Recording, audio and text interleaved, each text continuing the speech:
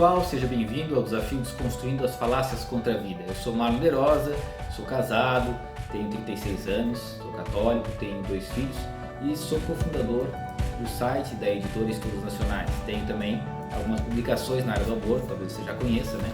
O livro Abortos Forçados, o livro Abortos Ocultos, em qual sou coautor, e o livro Precisamos Falar sobre Aborto, Mitos e Verdades, né? O maior livro sobre aborto já publicado no Brasil, com 640 páginas.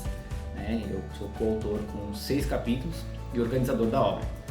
Então, nesse desafio, Desconstruindo Falácias contra a Vida, eu pretendo te trazer aqui o máximo de informações e argumentos em defesa desse valor tão caro, que o mais caro de todos os valores, que é o direito à vida. A vida humana é um direito inalienável, e infelizmente nós precisamos nos posicionar em defesa da vida e agir para proteger aqueles que não podem se proteger e se defender sozinhos. E infelizmente vivemos um mundo em que as ameaças contra a vida humana são feitas de forma sistematizada, não por anseios isolados de pequenos grupos, mas sim por uma grande macroestrutura de fundações, de entidades milionárias em todo o mundo que atuam de forma sistemática para implantar a chamada cultura da morte, certo? Então, nesses próximos minutos, vamos passar por argumentos de ordem aí social, estatística, e a gente vai, então, nisso, falar aqui sobre alguns dos principais argumentos que a gente ouve aí de forma recorrente, na questão do aborto em caso de estupro, que, inclusive, agora esse ano retornou o debate de uma forma bastante forte. Eu quero passar para vocês um conceito muito importante que eu faço sempre nos cursos, que é o conceito da ladeira escorregadia, que nós precisamos conhecer, saber o que é e saber explicar, que é muito poderoso para explicar para as pessoas, principalmente as pessoas de boa vontade, que são às vezes enganadas por essas ideologias abortistas, que tem uma casca humanista assim, mas que na verdade está defendendo a morte dos bebês. Vou falar um pouco sobre a questão do meu corpo, minhas regras, toda essa narrativa, essa argumentação sobre o início da vida que eles tentam relativizar, e depois sobre a questão de número de aborto, mortes maternas, uma série de outros argumentos que estão sempre na mídia e na ponta da língua daqueles que ficam lendo aí, quebrando tabu, catraca livre, esse monte de site que fica reverberando, inclusive grandes sites da mídia que ficam reverberando os argumentos da indústria do aborto. Diante de todo esse esquema para a implantação da cultura da morte, muitos de nós que somos pró-vida, que é a maioria do brasileiro, mais de 80% do brasileiro é pró-vida de alguma forma, nós nos sentimos às vezes assim de mãos atadas, sendo engolidos por um sistema. Eu já tive nessa situação, já me vê nessa situação muitas vezes, e só que a gente pode fazer a diferença. Eu sempre gosto de trazer o meu exemplo de vida, a minha vida prática, porque eu estive num momento, alguns anos atrás, em que eu sabia que o aborto era uma coisa terrível, que acabava com a vida humana, mas eu não sabia contra-argumentar, não tinha informações na ponta da língua, dados para demonstrar, estudos que pudessem fazer frente a tantos argumentos que os defensores do aborto apresentavam. Mas com algum estudo comecei aos poucos identificando aí as mentiras que eles tanto apresentam, e a gente vê como é fácil desmascarar o discurso abortista, porque de fato é uma coisa muito superficial, são argumentos muito superficiais que eles apresentam, eles têm uma série de estudos financiados aí para ajudar nisso, mas quando você analisa com um pouquinho de critério, você vê que esses estudos, muitos deles têm vieses bem claros que a gente consegue apresentar para demonstrar, outros têm premissas lógicas absurdas, completamente aguerridas à sua ideologia, às suas ideologias de base aí dessa do que eu chamo da ideologia abortista, da cultura da morte. Então, eu estive nessa situação e a partir de um estudo que eu comecei, eu fui aos poucos aprendendo isso, e claro, isso ao longo dos anos foi tomando cada vez maior proporção, até que então comecei a publicar artigos, depois livros, e agora também concluí aí um Master Internacional em Bioética pela Fundación Jaume Leger na Espanha. Tudo isso, então agora eu pretendo aqui resumir para você, dentro do que é possível nesses poucos minutos, para te dar um pouco mais de bagagem para responder tantos ataques contra a vida humana que vêm por meio de narrativas e mentiras. Então, sobre o argumento do aborto em caso de estupro. Isso é bastante recorrente e, embora, né, o Brasil seja 84%, né, segundo a última pesquisa, contrário à legalização do aborto, sob vontade da gestante, na questão do aborto em caso de estupro, as opiniões se dividem um pouco, né? É comum que muitas pessoas, né, você conheça muitas pessoas que têm ressalvas. É contra o aborto, né, sob vontade da gestante, alegadamente, e é a favor do aborto em caso de estupro.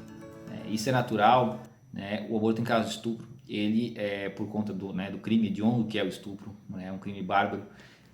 Muitas pessoas ficam assim chocadas, né? Evidentemente, né? Acho que todo mundo fica chocado diante de qualquer história que fica sabendo, né? De uma violência sexual. E esse horror, esse impacto emocional, sentimental que gera, né, em quem simplesmente fica sabendo, né, já é um grande impacto emocional ali, faz com que a pessoa às vezes comece a relativizar coisas que ela já sabe, né, que é a verdade, que é, né, o valor da vida humana. Isso é algo bastante complexo, mas nós temos que pontuar algumas questões, né, que alguns valores são inegociáveis, né? O valor da vida humana é um deles, né? O bebê que é concebido numa situação de um crime de estupro, né, ele não tem culpa, né? Ele não é culpado e, né, se nós não temos no Brasil a pena de morte nem para o estuprador, nem para um homicida, né, por que nós teríamos com um bebê? Né? E aí nessa situação, né, até interessante, o aborto, o caso de estupro, ele foi chamado inicialmente, né, tem também como sinônimo, né, de aborto sentimental, né, ou aborto terapêutico. Aborto terapêutico é um nome absurdo, né? Como é que pode o aborto ser uma terapia? Né? Parte de uma premissa falaciosa, né? Ninguém pode garantir, ninguém pode dar a mínima de certeza para uma gestante, uma mulher que foi abusada, né, que o aborto será terapêutico para ela. O aborto é um trauma, a literatura acadêmica, tanto com pesquisadores contrários ao aborto, né, quanto com pesquisadores abortistas, né, que tem de montes, né, por aí, eles admitem que o aborto é um trauma para as mulheres, né? Raramente eles tentam dizer o contrário, né? Porque fica muito forçado eles tentar afirmar o contrário, né? E de fato o aborto é um trauma. Então como é que ele pode ser ao mesmo tempo um trauma e ao mesmo tempo uma terapia? Né? Isso é ridículo. E o que a gente vê, né, na realidade é que o aborto em caso de estupro ele é nada mais do que um primeiro passo para uma ladeira escorregadia, que eu já vou explicar. Né? O aborto em caso de estupro, tendo esse nome aborto sentimental, é também muito interessante a gente analisar do seguinte ponto de vista. Né? Porque o aborto tem esse nome, o aborto sentimental, porque diante do impacto emocional que essa tragédia, negavelmente é uma tragédia, gera, as pessoas ficam aí, né, acabam optando pelo sentimento, né, de comoção, de pesar da tragédia, acabam aí optando, achando que o aborto é uma solução.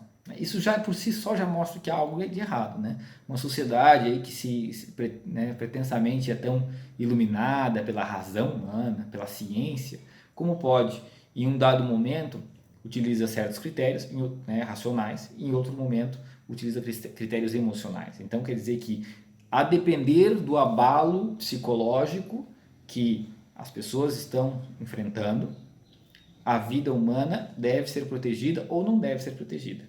É isso que está por trás da lógica do aborto sentimental. Né? A gente poderia... Isso é uma coisa muito perigosa, porque se isso vira um precedente, né, e infelizmente por que não vão aparecer pessoas que possam querer discutir o assassinato sentimental, né, diante de uma traição, diante de uma outra situação que também gere algum abalo sentimental, emocional, né? É óbvio que não faria sentido, né? Nós não podemos ser a favor do homicídio, da morte de uma pessoa, em razão de uma situação emocional difícil, uma situação sentimental difícil. Né? Então, no aborto também não poderia ser diferente. Né? A lei atual no Brasil, né, desde 1940, o Código Penal vigente, ele traz a exceção, né, que não se pune o aborto em caso de estupro. Né? Isso não é um direito ao aborto, porque o Código Penal não traz direitos, ele diz que é proibido, ele não determina, não concede direitos, né? Mas ele traz essa exceção e, por conta de todo um contexto, né, que nós precisaríamos aí mais tempo para detalhar, todo um contexto de aparelhamento, etc., ao longo das últimas décadas, se conseguiu aí criar os serviços de abortamento no SUS, né? E então, no Brasil nós temos esse aborto em caso de estupro. E aí é interessante ver que quando a gente discute aborto, seja ele em caso de estupro, seja de maneira geral, muitas vezes as pessoas gostam de falar do aglomerado de células, né? Daquele bebê que não tem forma, que é um embrião, né? Só do embrião que eles querem falar. Só que o aborto em caso de estupro, ele não é para embriões, né? Ele não é para embriões, que eu digo por quê? Porque no Brasil a regra é a seguinte: o aborto em caso de estupro pode ser feito, né, nos hospitais do SUS até o feto ter 20 ou 22 semanas, 500 gramas de peso fetal. Isso significa uma gestação de 5 meses e meio, em que o bebê já há muito tempo está completamente formado, né? Já tem todos os dedos, né? Já tem até um pouquinho de cabelo, já tem unhas, já tem, né, todo formado, todinho formado. Então, nós não estamos falando em aglomerado de células.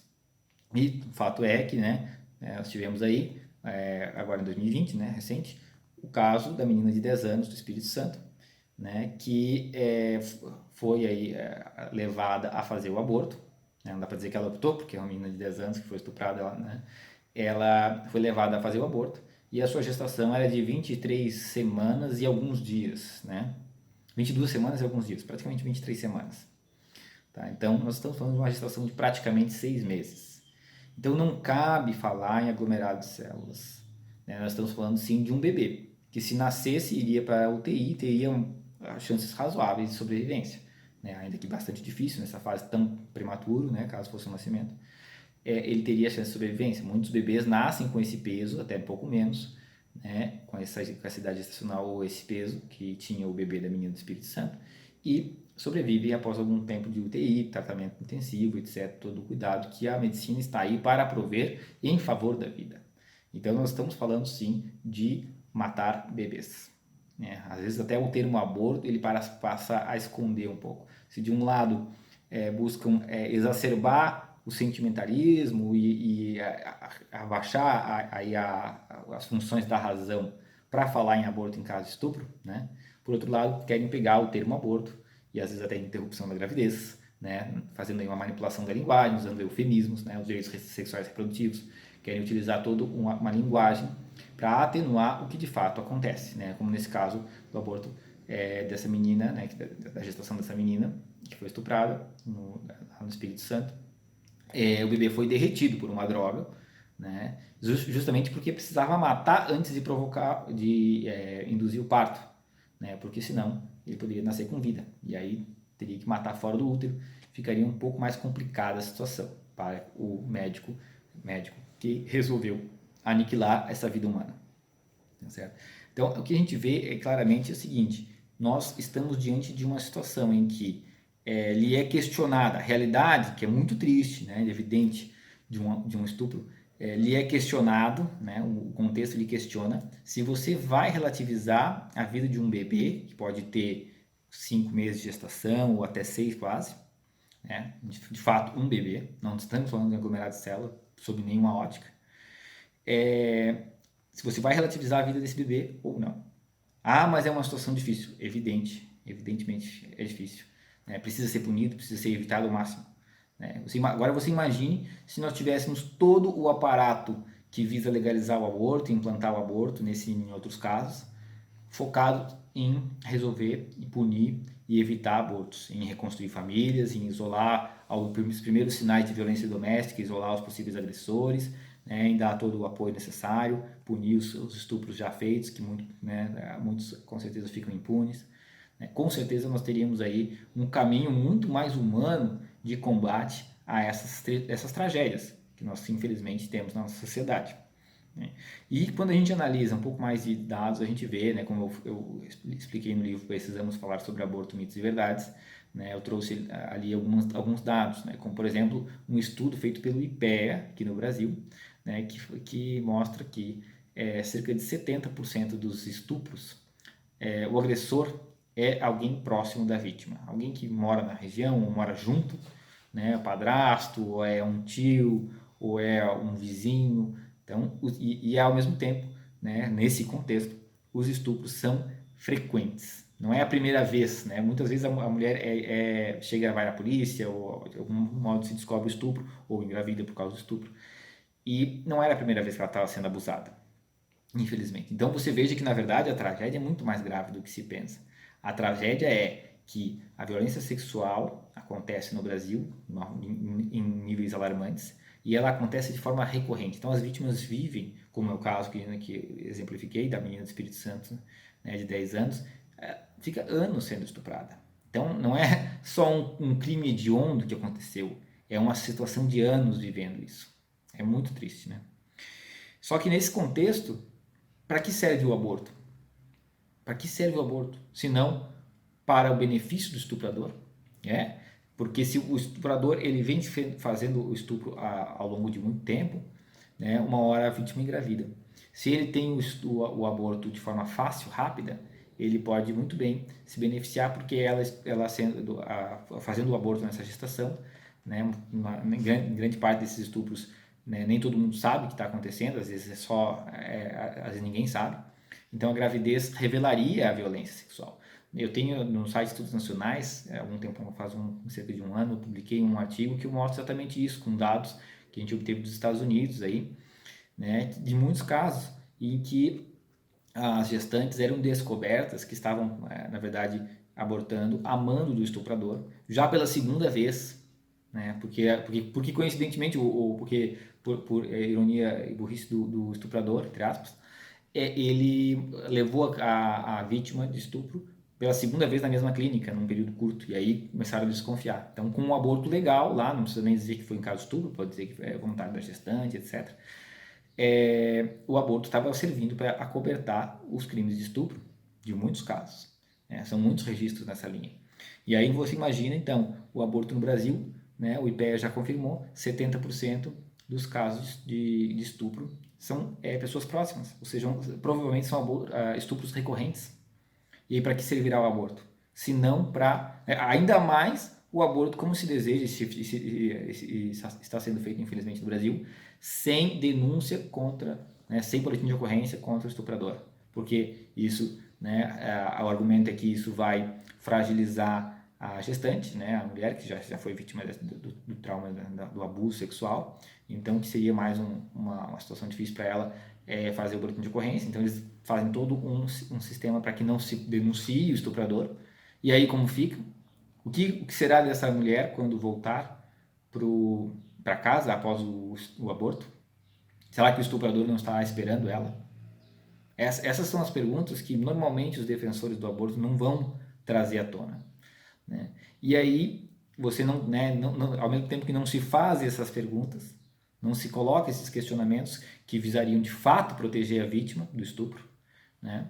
Não se faz essas perguntas. E também não se quer falar sobre o fato de que estão matando um bebê de 5 meses, 6 meses de gestação. Então aí está sendo uma argumentação desleal. Por isso, né, nós temos que, por isso a gente chama de falácias, né? Porque está sendo realmente uma argumentação completamente desleal. Então, existe uma série de outras situações que a gente pode falar na questão do estupro, né?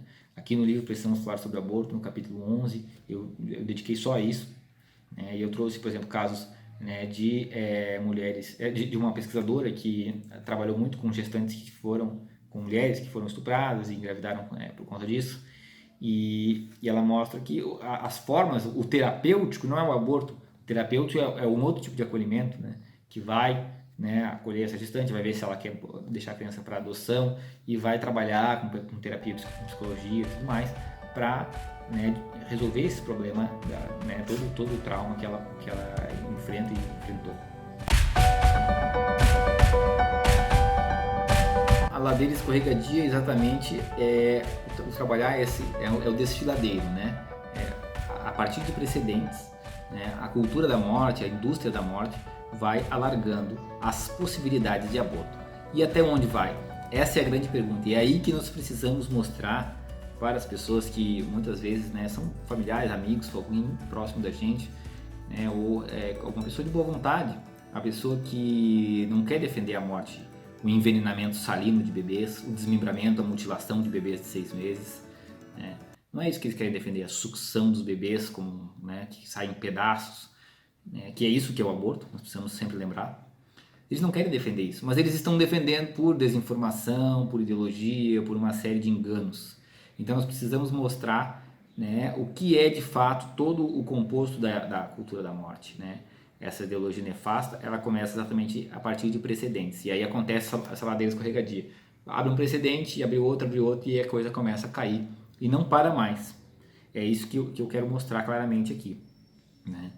No Brasil, nós começamos, né, podemos dizer, na década de 40, já com esse precedente do aborto em caso de estupro. Depois veio o STF, a questão da anencefalia. Né? Outros precedentes também podemos considerar precedentes desse desfiladeiro, dessa relativização do direito à vida e que leva ao assassinato aí, evidente. A questão de uso de embriões para pesquisa com células-tronco, né, que é embrionária, que até hoje não se mostrou eficaz para tratamento de nenhuma doença, ao contrário das células-tronco adulto, que não precisa descartar vidas humanas. A questão da lei de biossegurança também, né, que trouxe a questão da fertilização in vitro, né, com um mercado milionário, né, obviamente um lobby muito grande provocou essa situação, e hoje nós temos aí milhares e milhares de embriões humanos sendo descartados. Tá? Então nós vemos o que? No Brasil nós tivemos esses passos para só então, né, termos, por exemplo, no STF, a DPF 442, que discute a legalização do aborto, né, supostamente até 12 semanas de gestação, supostamente sob vontade da gestante. Né? Então, você vê que eles não apresentam todo o objetivo deles. Porque é evidente, se eles apresentassem desde o início que eles querem legalizar o aborto até 9 meses de gestação, as pessoas veriam o horror que é essa ideologia abortista, e muito mais gente ia se opor, praticamente todo mundo. Né? Então aquelas pessoas de boa vontade que às vezes estão ali com alguns argumentos um pouco confusos e estão achando que o país deveria legalizar o aborto, elas veriam, não, peraí, nós estamos falando em uma gestação de 9 meses, estamos falando de um bebê, não estamos falando de um aglomerado de células. Então as pessoas são levadas ao erro exatamente porque a indústria da morte ela vai apresentando, né, em doses, digamos, homeopáticas, em doses pequenas, todo o discurso deles. Né? E tendo esses precedentes no Brasil, né, hoje nós discutimos o aborto nessa situação. Né? De certa forma, essa discussão que teve, né, agora é por conta do aborto em caso de estupro para a menina do Espírito Santo, assim como já teve outros casos no passado, mostra que na verdade eles não estão falando em aborto até 12 semanas. Para eles não há diferença alguma em aborto de 12 semanas ou de 23 semanas. Tudo é aborto para eles. Nada é vida, tudo é aglomerado de células. Não interessa se o bebê já sente dor, já tem completamente formado, está só ali nas últimas fases da gestação, não interessa. Eles querem, né, a morte como objetivo mesmo. Né? Por isso a gente fala a cultura da morte, eles são pró-morte mesmo. Né? Nos Estados Unidos, por exemplo, a gente vê movimentos pró-vida, né, movimentos de pessoas em defesa da vida, políticos em defesa da vida, apresentando restrições ao aborto.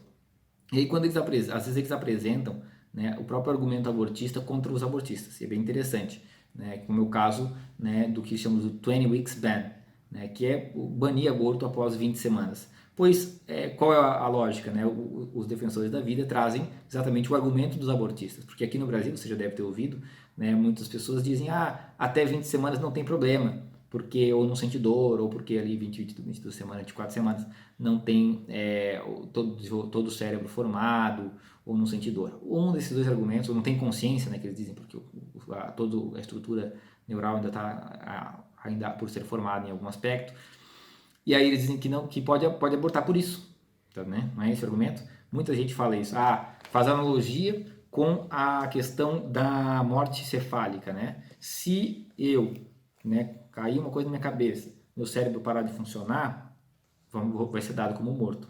Então, se o embrião não tem o cérebro funcionando, né, não está tudo formado ali, então não é vida. Você veja o absurdo que é isso. Primeiro, né, já vamos aqui numa falácia lógica. Ele está fazendo uma analogia do embrião com um cadáver. Né? O embrião não é um cadáver. Né? É completamente diferente. Se o teto cair agora em cima de mim, Eu sou uma pessoa que nasceu, se desenvolveu, passou por vários estágios de desenvolvimento, e aí por conta de uma situação infeliz, parou o cérebro, morreu o cérebro, e ele não vai voltar a funcionar depois de um acidente gravíssimo, né, dessa ordem. Agora, o embrião não passou por um acidente. O embrião, pelo o feto, nesse caso, né? O feto ali de 16 semanas, como exemplo, de 18 semanas, ele não passou por um acidente e não perdeu a atividade cerebral. Ele, pelo contrário, ele terá a atividade cerebral completa, né? Exatamente como eles desejam caracterizar, que seja requisito para a vida. Ele vai ter todo esse desenvolvimento se permitirem. Mas ele já é vida, e tanto é que ele já tem inscrito em seu código genético tudo o que é necessário para se desenvolver e ativar, né, e construir, ativar os pequenos detalhes que ainda faltam. Você veja que é uma diferença gritante. Então aqui é a essência da falácia, né? Ele traz como uma coisa muito lógica, faz uma analogia ali, um silogismo. Se morre o cérebro de um adulto, então dá como morto. Então, se não tem cérebro em desenvolvimento, em ativação, totalmente ativado, etc., não é vida. Isso é ridículo. Esse argumento não tem lógica em si. Né? Ele parece ter lógica, mas você está desconsiderando elementos fundamentais, que é o ciclo de vida, que é que um está morrendo, o outro está nascendo, né? Coisas que são absurdas. Então, mas o que eles estão tentando fazer? Eles estão tentando condicionar o direito à vida. É sempre assim, as teorias de início da vida, todas, e que eles querem dizer que não tem consenso, na verdade, vida biológica, eles sabem que, inclusive já tem abortistas, muitos abortistas admitiram que sim, a vida biológica começou, a vida do ser humano já começou. Aí o que eles fazem? Eles querem condicionar uma característica. Pode ser a visão até, poderia ser, né, o tato, poderia ser uma série de sentidos e detalhes e faculdades que nós vamos adquirindo, inclusive muitas coisas a gente adquire pós-nascimento. Eles vão condicionar isso para dizer quem pode viver, né, e quem pode ser morto. Mas todos são vida humana, isso é evidente. Tá? Então, na questão que eu estava explicando do 20 Weeks Ban, né, que é essa estratégia, essa argumentação de banir o aborto após 20 semanas, exatamente com o argumento dos abortistas. O que acontece? Os abortistas são contra. Né? Mas eles não usam aqui no Brasil, né? Até em votos no STF foi dito que até 20 semanas, não sei o que, pode ser que não seja vida, né? Ficaram naquela, dizendo que poderia ter uma dúvida sobre o início da vida até 20 semanas, ou porque não sente dor, então pode abortar. Mas, primeiro, estão abortando com 23 semanas. Depois, vai nos Estados Unidos, então vamos usar esse critério para fazer aborto só até 20 semanas. Até 20 semanas pode abortar à vontade. Depois não pode mais. Afinal de contas, vocês falaram que a partir de 20 semanas, né, até 20 semanas que pode. Aí eles são contra. Porque, na verdade, aí eles mudam o argumento deles. Eles falam, agora que o problema é que isso aí vai tirar a autonomia da mulher sobre o corpo dela. Ora, primeiro que não é o corpo dela, né? Tem outro DNA. Mas você vê que eles mudam os argumentos deles. E aí esses são justamente esses que gostam tanto de falar em ciência, não é? Ciência. Que tipo de ciência é essa? Que utiliza um critério no Brasil, outro nos Estados Unidos. Um critério esse mês e o critério mês que vem. Se a discussão é aborto no STF, o critério é até 20 semanas não há vida, então nós podemos liberar o aborto até 12 semanas. Agora, se a discussão é o aborto do bebê, né, da menina do Espírito Santo, não tem problema ele ter 23 semanas. Ora, mas então já é vida. Você veja que a argumentação deles não tem lógica, se contradiz, os argumentos deles se chocam. Né? Isso mostra como é falacioso esse discurso contra a vida humana. Né? E isso mostra, né, aquilo que eu já falei, eles querem o aborto até o final da gestação. Essa ladeira escorregadia ela vai vir sempre com argumentos de forma paulatina, né? Sempre de forma a sensibilizar, ou melhor, dessensibilizar a opinião pública, dessensibilizar o debatedor, dizendo, nós estamos falando só de um embrião, aglomerado de células, né, com absurdos, como a Débora Diniz já falou uma vez num artigo num site, dizendo que um feto de 8, 9 semanas é até transparente para a ultrassonografia. A grande mentira, eu vi meus dois filhos, eu vi com essa idade gestacional no ultrassom, já vi outros também.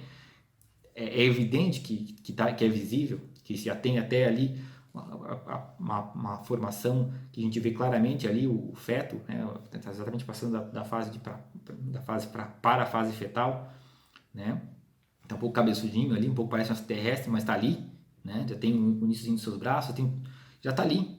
não tem nada de invisível, mas aí eles utilizam da mentira, da manipulação, para dessensibilizar. E aí as pessoas ficam abstraindo, mas é só um aglomerado de célula, uma bola de sangue, a mulher vai sofrer tudo isso porque não pode eliminar essa bolota de sangue, como se fosse uma menstruação. E aí vem as comparações absurdas, né? Então nós temos que pontuar claramente. Primeiro, o objetivo deles é o aborto até 9 meses ou mais, como nós já temos discussões do tal do aborto pós-nascimento, né? E eles só estão apresentando ali, eventualmente, um argumento até 12 semanas, e etc., ou uma particularidade, caso de estupro, porque eles precisam apresentar aos poucos. Tá? Então, logo eles consigam legalizar até 12 semanas, eles vão querer até 16 ou 20, tá? Então, logo eles consigam em 20, 24, eles vão querer até 32 semanas, 30 semanas, e até não ter mais nenhum limite de idade gestacional. Mas é importante a gente deixar claro, né, escrachado para eles, uma vez que relativiza o valor da vida humana, seja ele bem no início da gestação, seja na metade, toda a vida intrauterina está em risco. E pior, nós temos um contexto em que o Estado, um juiz, um tribunal, né, adquiriu um poder imenso, um poder sem limites, que é um poder de dizer quem vive e quem morre. E esse poder nenhum juiz tem.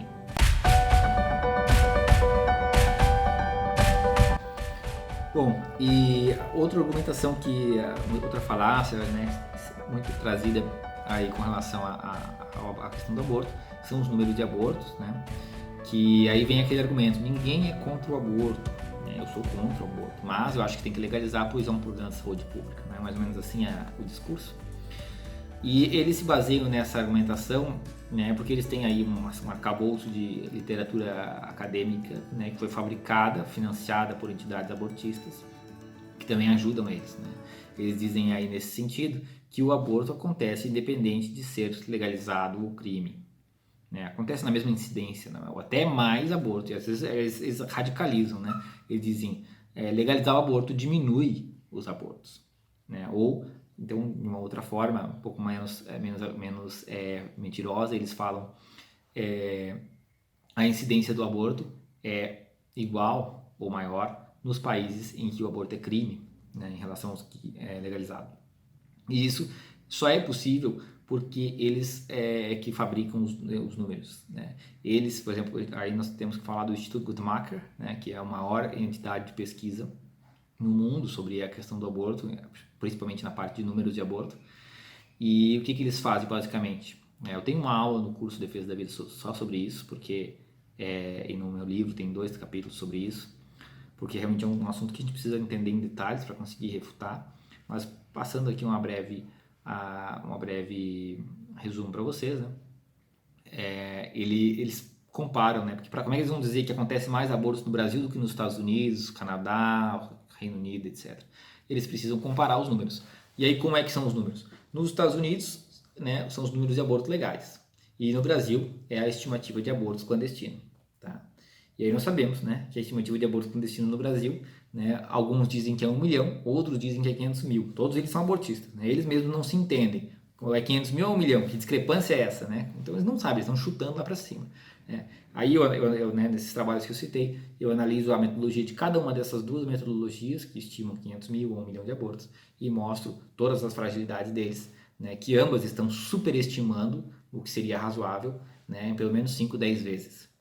Né? Mas então eles comparam 1 milhão de abortos no Brasil e o estudo que eles usam no nível internacional é 1 milhão de abortos, ou 800 a 900 mil abortos no Brasil. E aí compara com os Estados Unidos, que acontece 900 mil abortos, segundo o relatório do Instituto Guttmacher. Mas o que nós temos? O Brasil está superestimado e nos Estados Unidos está subnotificado, porque nem todo mundo, nem todas as clínicas, hospitais e estados fornecem número de aborto. E aí nós já temos um outro questionamento a fazer a eles. Você falou que era um problema de saúde pública e nós precisamos legalizar para resolver e para poder gerenciar, então. Seria isso que está implícito? Pois bem, nos Estados Unidos, assim como no Canadá, na Austrália, né, que são países de primeiro mundo, com um sistema de saúde muito melhor que o nosso, eles não conseguem saber o número de abortos legais que tem total. Eles têm problema de subnotificação e precisam ficar fazendo ajustes, projeto, né? E ainda assim eles não sabem o total. Eles mesmos admitem isso. Não dá para saber o número total de abortos que acontece. né? O fato é que nos Estados Unidos, se porventura acontecesse somente 900 mil abortos, né, você deveria comparar com uma estimativa real no Brasil, né, que vai ser bem menos que 500 mil abortos, vai ser na faixa de 100, 200. E aí nós vamos ter o óbvio, né?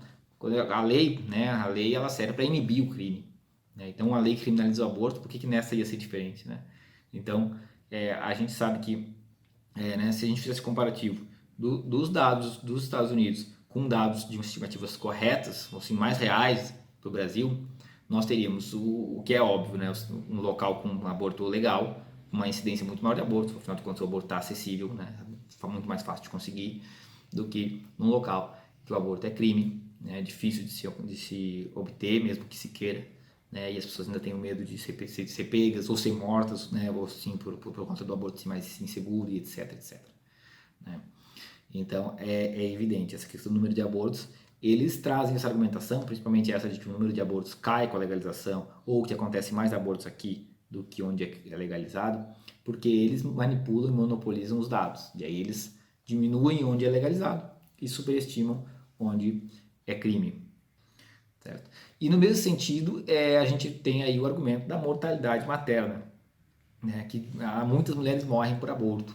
E aí você já deve ter visto milhares de manchetes mentirosas, fake news da grande mídia e outros sites abortistas, né, dizendo que morrem, não sei, sei lá, 50 mil mulheres por aborto ao ano, né, ou então que morre 4 mulheres ao dia. Né, as manchetes mais recentes já diminuíram um pouco, mas ainda é completamente mentiroso esse dado.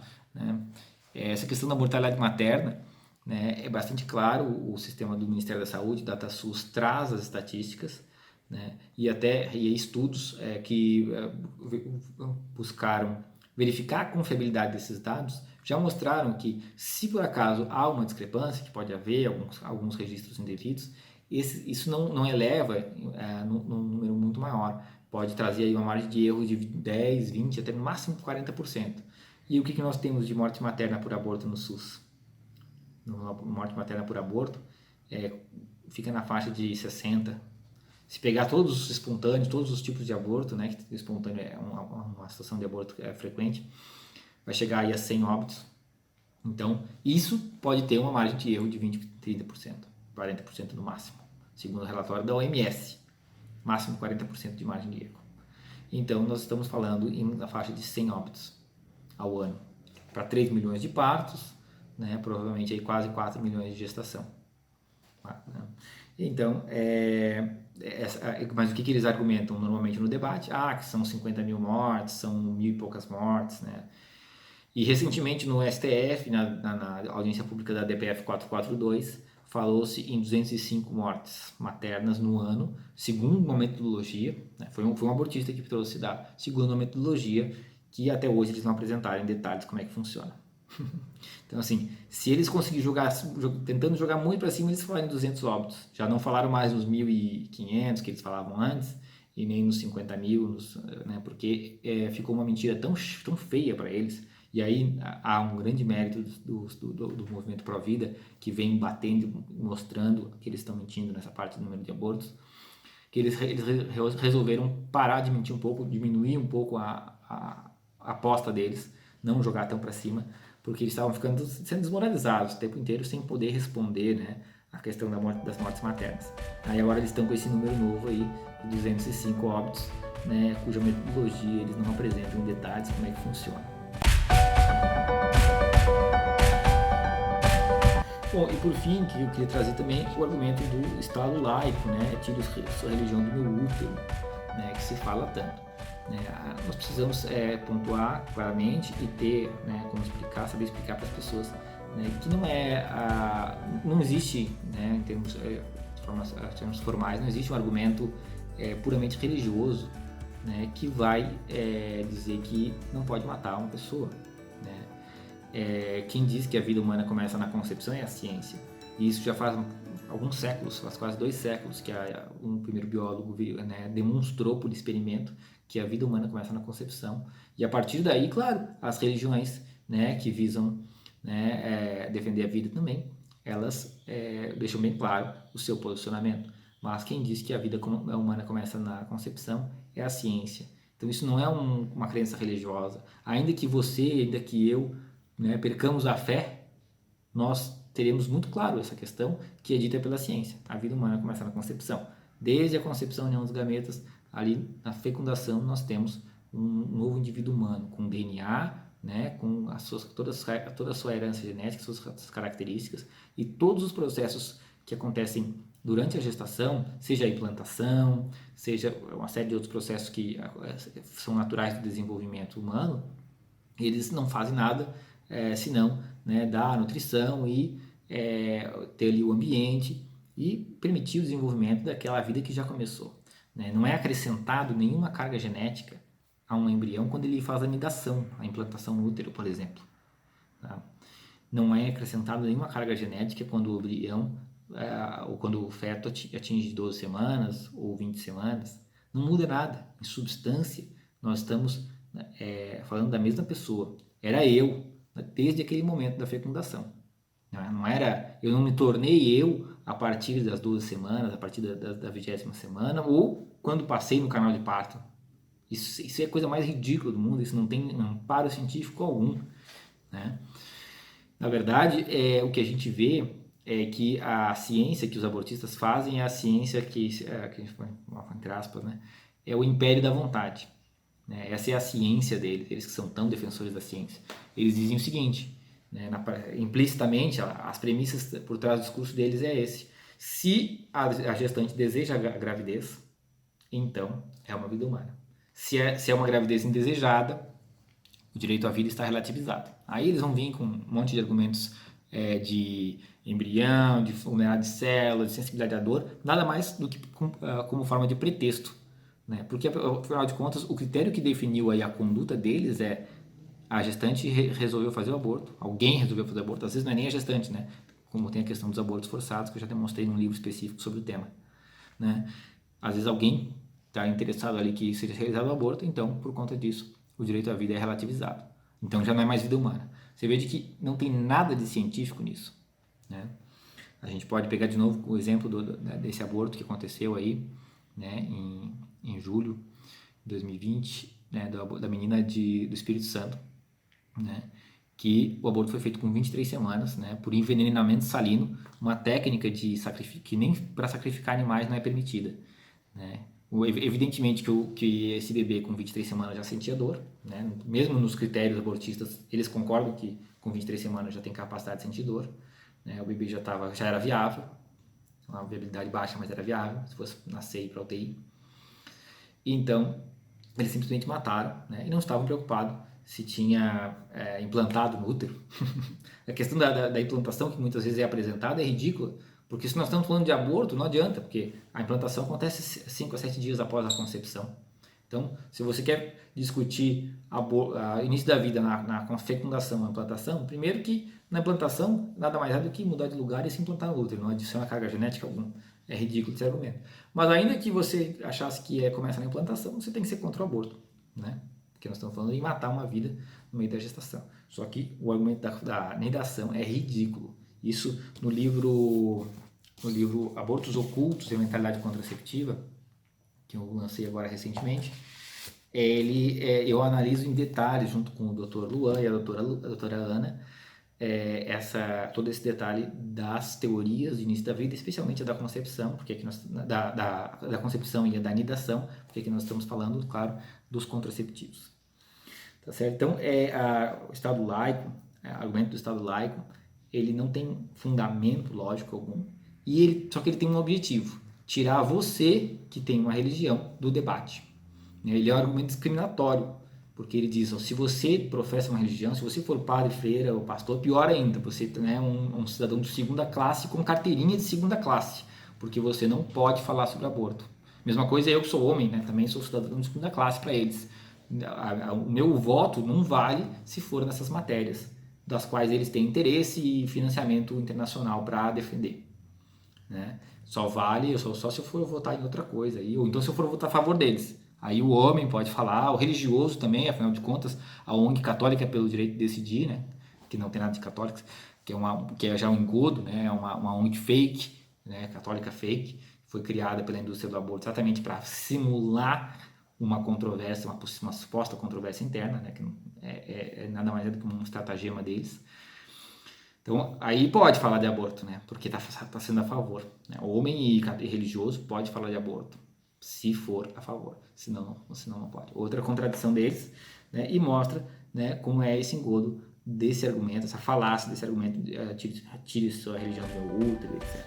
Isso é argumento de cartaz de passeata feminista. Né? Ele para ali.